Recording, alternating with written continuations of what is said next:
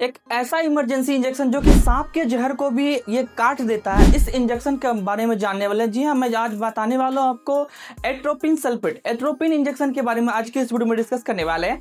इस इंजेक्शन का इस्तेमाल किन किन बीमारियों में किया जाता है, कब कब किसी पेशेंट को यह इंजेक्शन दिया जाता है, कितनी मात्रा में दिया जाता है, डोजेस के बारे में जानेंगे, फार्माकोलॉजी के बारे में जानेंगे, साथ ही यह एट्रोपिन इंजेक्शन कैसे काम करता है, जब भी हम किसी पेशेंट को यह एट्रोपिन देते हैं यह कैसे काम करता है, किन किन बीमारियों में दिया जाता है, किस एज में देना चाहिए, ठीक है, इन सभी चीजों के बारे में जानेंगे। साथ ही यह कॉन्ट्राइंडिकेटेड किन के लिए होता है, किन पेशेंट को यह नहीं देना होता है, साथ ही इसके साइड इफेक्ट्स क्या होते हैं, फुल्ली डिटेल्स के बारे में इस वीडियो में हम लोग फुल्ली डिस्कशन करने वाले हैं। सो इससे पहले आप अपने मेडिकल लर्निंग चैनल पे नए हैं तो चैनल को सब्सक्राइब कीजिए, साथ ही आगे आने वाली इसी प्रकार की इन्फॉर्मेटिव वीडियो के लिए मेरे चैनल को जरूर शेयर कीजिएगा, ठीक है। तो चलिए शुरू करते हैं।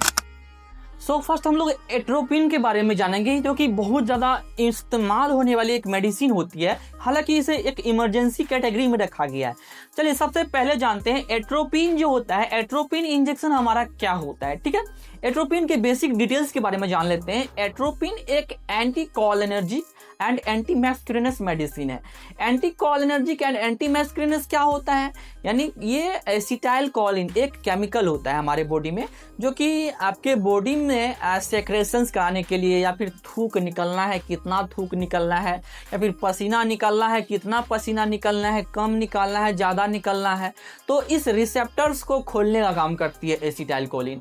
और एंटी मैस्कुलिनस जो होता है ये आपके जो स्मूथ मसल्स जो होते हैं उनको रिलैक्स करने वाली एक रिसेप्टर को बैन करने का काम करती है, ठीक है।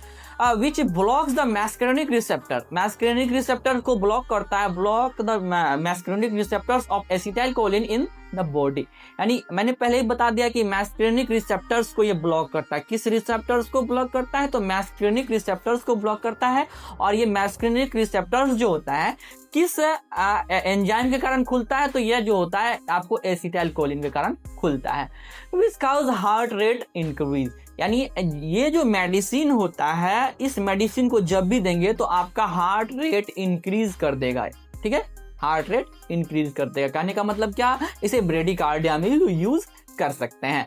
ये आपके सेक्रेशंस को कंट्रोल करता है, यानी आपके सेक्रेशंस को घटा देता है। सेक्रेशंस मींस यानी ये आपका थूक को कंट्रोल करेगा, आपके जितने भी आपके पिपिल्स को डायलेट करेगा, ठीक है, पिपिल्स को डायलेट करेगा, ठीक है, आपके पसीने को कंट्रोल करेगा, ठीक है। और ये क्या करता है, स्मूथ मसल्स रिलैक्सेंट का काम करता है, ठीक है। यानी हम कह सकते हैं ये एक प्रकार की एंटी कॉलिनर्जिक है, एंटी मैस्कुलिनिक मेडिसिन है, साथ ही एक प्रकार की एंटी स्पैस्मोडिक भी है। लेकिन यह एंटी स्पैस्मोडिक है लेकिन स्मूथ मसल्स के लिए, ना कि यह स्केलेटन मसल्स के लिए। ये स्केलेटन मसल्स के लिए काम करने वाली मेडिसिन नहीं है, ये आपको ओनली स्मूथ मसल्स पे काम करेगी, ठीक है। जैसे कि मैंने यहाँ पे एक नोट दिया है कि एट्रोपिन एज एंटी मैस्कुलिनिक ड्रग, यानी कि एक प्रकार की एंटी मैस्कुलिनिक है which have anti spasmodic effect, यानी एक प्रकार की एंटी मैस्कुलिनिक ड्रग है लेकिन इसके पास कौन सा इफेक्ट होता है, इसके पास एंटी स्पैस्मोडिक इफेक्ट भी होता है, ठीक है, जिसके कारण यह स्मूथ मसल्स को भी रिलैक्स करता है, ठीक है, लेकिन स्केलेटन मसल को ये ठीक नहीं करेगा, ठीक है। अब नेक्स्ट चलिए जानते हैं इसका यूजेस क्या होते हैं। सो यूजेस ऑफ एट्रोपिन इंजेक्शन, ठीक है। देखिए जब भी इस इंजेक्शन को आपको दिया जाता है तो इसके साथ एक सल्फेट भी मिला, जैसे कि यहाँ पे इंजेक्शन में यहाँ पे लिखा हुआ है कि एट्रोपेन सल्फेट, ठीक है, एट्रोपिन सल्फेट, यानी ये क्यों मिलाया गया है, क्या मिलाने की जरूरत थी, इसको मिलाने की इसीलिए जरूरत थी क्योंकि मेडिसिन को प्रॉपर एफिशिएंसी के साथ वर्क करना पड़ता है, ठीक है। मेडिसिन अपना सही तरीके से काम करे, कोई भी बाधा ही नहीं आए, तो उसके लिए इसमें क्या किया जाता है, सल्फेट को मिलाया जाता है, ठीक है।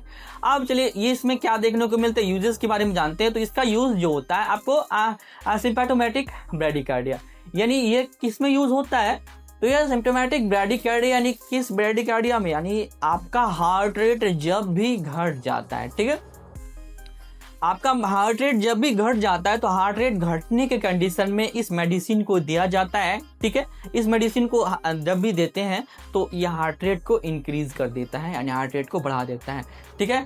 ऑर्गेनोफॉस्फेट पॉइजनिंग, यानी ऑर्गेनोफॉस्फेट पॉइजनिंग मीन्स क्या हो जाता है कि जब ऑर्गेनिक कंपाउंड से मिले जितने भी पेस्टिसाइड्स होते हैं, न जो कि कीटनाशक दवाइयाँ होती है, ठीक है, नशीली दवाइयाँ होती है या फिर इंसेक्टिसाइड्स होते हैं, कीड़े मारने वाली दवाइयाँ होती है, अगर कोई इस दवाई को पी लेता है, ठीक है, मान के चलिए वो पी लिया, ठीक है, तो पीने के बाद यह मेडिसिन उसके लिए वरदान हो जाती है, एंटीडोट का काम करती है। ये किसका काम करती है? तो एंटीडोट का काम करती है, जो कि पॉइजनिंग में बहुत ज़्यादा इंपॉर्टेंट एंटीडोट होता है, ठीक है। इस मेडिसिन को किस में दिया जाता है? तो इस मेडिसिन को आपको ऑर्गेनोफॉस्फेट पॉइजनिंग में दिया जाता है, जैसे कि पेस्टिसाइड्स हो जाते हैं, इंसेक्टिसाइड्स, कीड़े मारने की दवाई या फिर जो भी घास उस सुखाने की दवाई जो होती है उसमें दिया जाता है, ठीक है। अब नेक्स्ट ले जानते हैं इसके अलग और यूजेस होते हैं, बहुत सारे यूजेस हैं। पहला तो ये आपको उसमें यूज हो गया, ठीक है। नेक्स्ट इसका मैस्करेनिक टॉक्सिसिटी। मैस्करेनिक टॉक्सिसिटी की ये बहुत ज़्यादा इंपॉर्टेंट चीज़ है इसमें, ठीक है, इंपॉर्टेंट थिंग है, this is very important thing. ये आपको मैस्करेनिक टॉक्सिसिटी कंट्रोल करता है। कैसे करता है? क्योंकि हम जानते हैं हमारे बॉडी में एक केमिकल पाया जाता है एसिटाइलकोलिन, ठीक है। एसिटाइलकोलिन जब भी हमारे बॉडी में बढ़ता है तो ये मैस्करेनिक रिसेप्टर को स्टिमुलेट करता है। स्टिमुलेट यानी जब भी इसका लेवल बढ़ता है एसिटाइलकोलिन का, तो ये मैस्करेनिक रिसेप्टर का स्टिमुलेशन बढ़ा देता है, यानी उसका उत्तेजना, यानी उसकी शक्ति बढ़ा देती है, ठीक है, उसका यानी मैस्करेनिक रिसेप्टर का पावर भी बढ़ा देता है, जिसके कारण क्या होते हैं, आपके बॉडी में सेक्रेशंस होने लगता है, ज़्यादा आपको थूक निकलने लगता है, पसीना आने लगता है, या फिर अलग अलग एक्टिविटीज़ होने लगते हैं आपके बॉडी में, आपका बहुत ज़्यादा सलाइवा बनना स्टार्ट हो जाता है, ठीक है। यह इंजेक्शन अभी नहीं दिए हैं, देने के बाद हम क्या होता है उसके बाद बताते हैं कि ज़्यादा पसीना आने लगता है, आँखों की जो पुतली होती है छोटी होने लगती है, ठीक है। अब इसी से रिलेट करेंगे हम कि ऑर्गेनोफॉस्फेट पॉइजनिंग में इसको क्यों यूज़ किया जाता है, ठीक है। हार्ट रेट को आपका हार्ट रेट कम हो जाता है, तो उस कंडीशन में क्या किया जाता है, ठीक है। इसके बाद ब्रोंकियल सेक्रेशंस को ये मतलब आपका अगर बढ़ गया है, ठीक है, ब्रोंकियल सेक्रेशंस यानी जैसे आपको ज़्यादा बलगम आ रहा है, ठीक है, खांसी हो रहा है, ज़्यादा थूक निकल रहा है, ठीक है, सांस लेने में उसके कारण परेशानी हो रही है, वॉमिटिंग हो रहा है, डायरिया हो रहा है, या इंजेक्शन अभी नहीं दिए हैं तो ऐसा कंडीशन हो रहा है। लेकिन इनको अगर ट्रीट करना है, ठीक है, चलिए इनको अगर ट्रीट करना है, मान के चलिए कोई पेशेंट आपको पॉइजनिंग यानी ऑर्गेनोफॉस्फेट पॉइजनिंग, कोई इंसेक्टिसाइड्स, नशीली चीज़ों का सेवन, जैसे कि जहर का सेवन करके आ गए, ठीक है, ठीक है, तो इसमें क्या होता है कि आपकी आँखों की जो पुतली होती है, ठीक है, पुतली, ठीक है, पिपल्स जो होती है वो एक प्रकार से सिकुड़ जाती है, ठीक है, सिकुड़ जाती है। तो सिकुड़ने के कारण क्या हो जाते हैं, आंखों में बहुत सारे प्रॉब्लम्स हो सकते हैं, हमें कॉम्प्लिकेशंस हो सकते हैं, ठीक है। तो डॉक्टर्स क्या करते हैं, इनको बचाने के लिए इस मेडिसिन को दिया जाता है, ठीक है। ये क्या करते हैं, तो यहाँ पे मैंने बताया कि पुतली को ये डायलेट करता है, इससे पहले भी बताया, ये पिपल्स को डायलेट करता है। जब भी इस इंजेक्शन को आप देंगे तो पिपल्स को डायलेट करेगा, यह पिपल्स को डायलेट करेगा, ठीक है, जिसके कारण क्या होता है, आंखें खुली की खुली रहती है और प्रॉब्लम्स नहीं देखने को मिलते हैं, ठीक है। अब चलिए ये इसका पॉइजनिंग में इसका यूज़ किया जाता है, हम समझ चुके हैं, ठीक है, पॉइजनिंग में इसका यूज़ किया। अब ये सेक्रेशंस को कैसे कंट्रोल करता है, तो ये एसिटाइलकोलिन जो होता है ये बॉडी में एक लेवल तक रहता है, ठीक रहता है, ठीक है, इसका लेवल बढ़ना भी चाहिए, घटना भी चाहिए, इंपॉर्टेंट तो नहीं है। लेकिन यह क्या करता है, एट्रोपिन, ये आपको मैस्करेनिक रिसेप्टर जो कि किसके कारण बना, तो ये आपको बन रहा है एसिटाइलकोलिन के कारण, तो ये मैस्करेनिक रिसेप्टर को ही बंद कर देता है। मैस्करेनिक रिसेप्टर जैसे ही बंद हुआ तो उसके कारण क्या होता है कि यह सेक्रेशंस बंद हो जाता है, आपके बॉडी में ज़्यादा थूकाना बंद हो जाते हैं, ठीक है।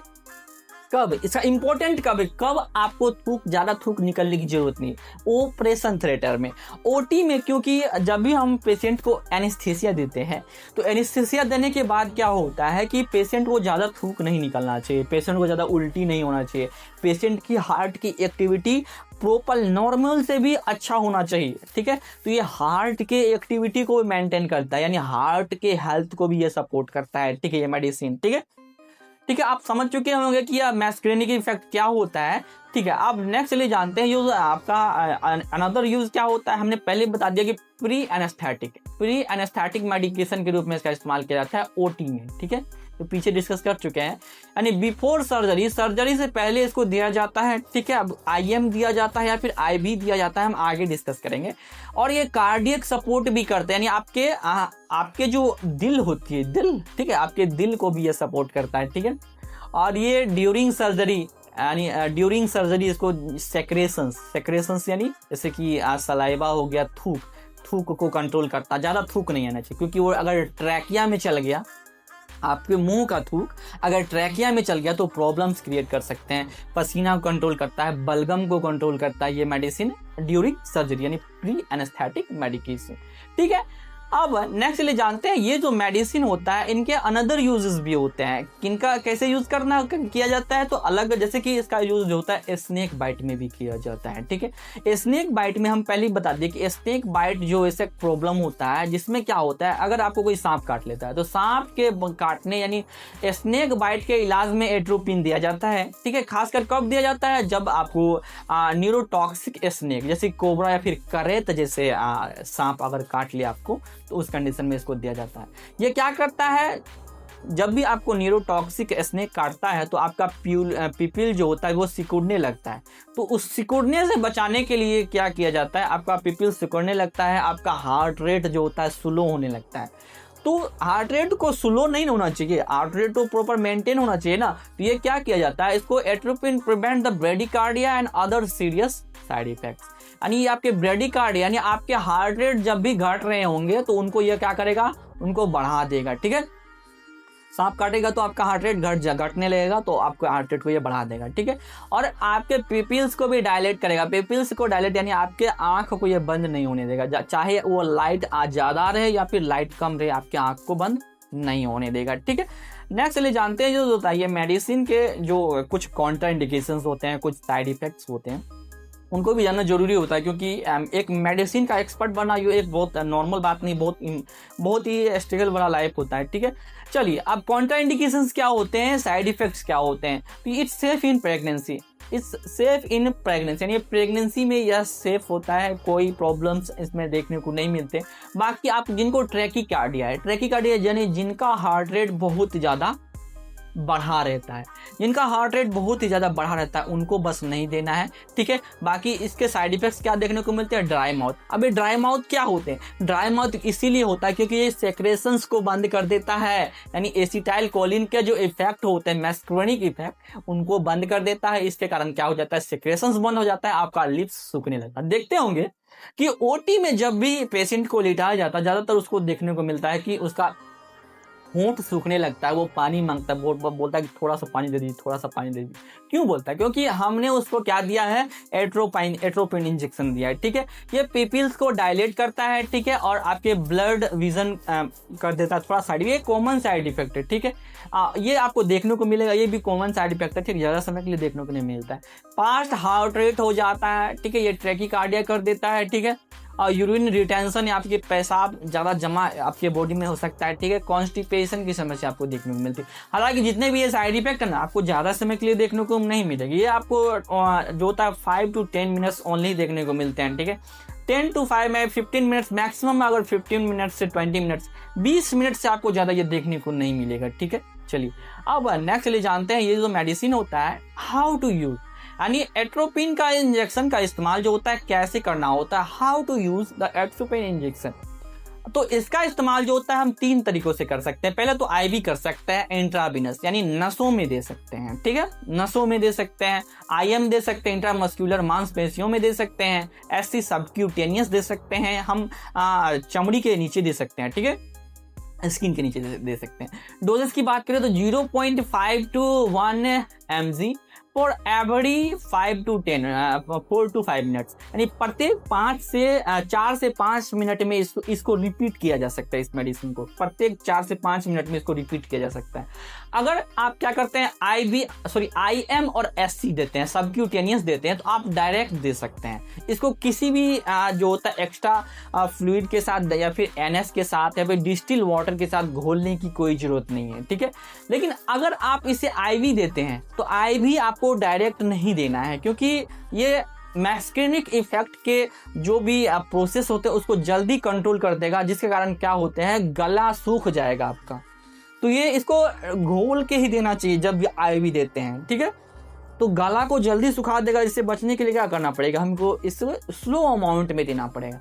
तो इसको क्या करना है, डायरेक्ट नहीं देना है। ठीक है, सबसे पहले इसको 1:4 यानी अगर आपका 1:4 का मतलब क्या हो गया कि 1 ml का अगर एम्पुल है ठीक है। तो उसको 4 ml उसमें NS मिलाइए, ठीक है, NS 4 ml NS मिलाइए, या फिर उसमें क्या मिला सकते हैं आप, डिस्टिल वाटर मिला सकते हैं, ठीक है, डिस्टिल वाटर मिला सकते हैं। उसको कैसे देना है, स्लोली देना है, ठीक है, बहुत स्लोली देना है, ठीक है। चलिए, आज का ये इन्फॉर्मेटिव वीडियो आपको कैसा लगा आप कमेंट के थ्रू जरूर बताइएगा। अगर एट्रोपिन इंजेक्शन से रिलेटेड कोई भी डाउट्स, कोई भी क्वेरी आपका रह जाता है तो कमेंट के थ्रू आप पूछ सकते हैं। हम जल्द से जल्द उस पर एक नया वीडियो लाने की कोशिश करेंगे। Thanks for watching your medical learning.